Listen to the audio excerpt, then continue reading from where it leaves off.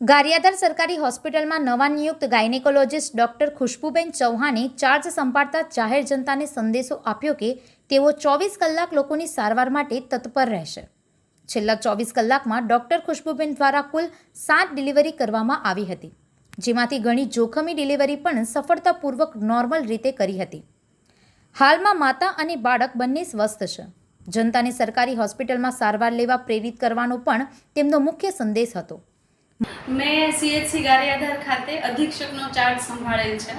હું કહેવા માગું છું ગારિયાધારના બધા જ લોકોને અને બધા જ દર્દીઓને કે કંઈ પણ તકલીફ હોય તો એ ગારિયાધાર CHC ખાતે આવી શકે છે. એને પૂરતું પ્રમાણમાં ધ્યાન અને સારવાર આપવામાં આવશે.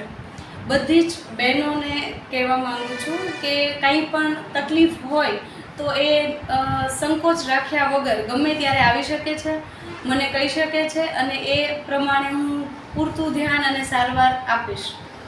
મહુવાથી અમીન પાયક, B1 ન્યૂઝ, વડોદરા.